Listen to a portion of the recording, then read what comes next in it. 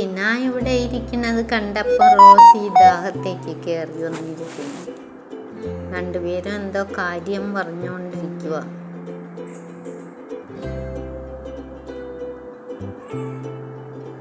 TINA എൻ്റെ അടുത്ത് വന്നിട്ട് എന്തോ പറയുന്നുണ്ട്.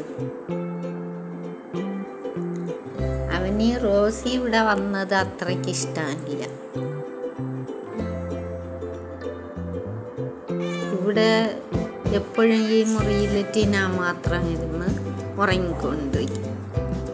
റോസി വെളിയിൽ പോകുന്നത് വരെ അവൻ എന്നെ വിട്ട് മാറത്തില്ല, ഇവിടെ തന്നെ ഇരുന്നുകൊണ്ടിരിക്കും. ഇനി അവൻ വെളിയിൽ പോയാൽ ആ സമയം തന്നെ ഉടൻ തന്നെ ഓടിച്ചെന്ന് അവിടെ കിടന്ന് ഉറങ്ങും. വിളിച്ചാലും കേൾക്കത്തില്ല. അവൻ നന്നായിട്ട് കിടന്ന് ഉറങ്ങും.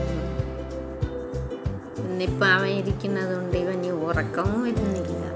ഇവിടെ ഇങ്ങനെ എൻ്റെ അടുത്ത് എന്തെങ്കിലും ഇങ്ങനെ പറഞ്ഞുകൊണ്ടേയിരിക്കും. അവൻ ഇരിക്കുന്നത് ഇഷ്ടമില്ലാത്തതുപോലെയാണ് അവൻ പറഞ്ഞുകൊണ്ടിരിക്കുക. അവൻ പോയ ആ സമയം തന്നെ കിടന്ന് ഉറങ്ങിക്കൊള്ളും. അവൻ റോസി ഒന്നും ചെയ്യത്തില്ല, മിണ്ടാതെ ഇരിക്കും.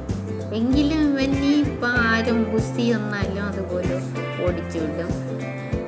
റോസിനെ ഓടിക്കത്തില്ല. അങ്ങനെ പിന്നെ അവൻ ഇതുപോലെ നമ്മളടുത്ത് വന്ന് എന്തെങ്കിലും കൊല്ലും പറഞ്ഞുകൊണ്ടേയിരിക്കും.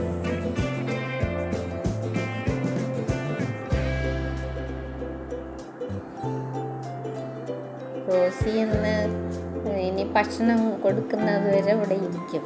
എന്നിട്ട് അവൻ വെളിയിൽ പോയി കളിക്കാൻ പോകും. മഴ ആയതുകൊണ്ട് അവന് വെളിയിൽ പോകുന്നത് അത്ര ഇഷ്ടമില്ല റോസിക്ക്.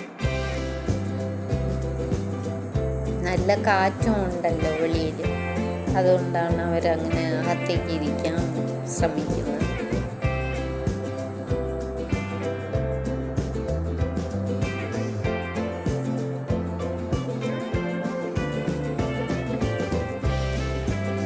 അവന് ഉറങ്ങാൻ ഒന്നും ഇഷ്ടമല്ല. അതായത് റോസി ഇരിക്കുന്നത് കൊണ്ട് അങ്ങനെ നോക്കി നോക്കിയിരിക്കുന്നു. എപ്പോഴും വെളിയിൽ പോകുമെന്ന് നോക്കിക്കൊണ്ടിരിക്കും.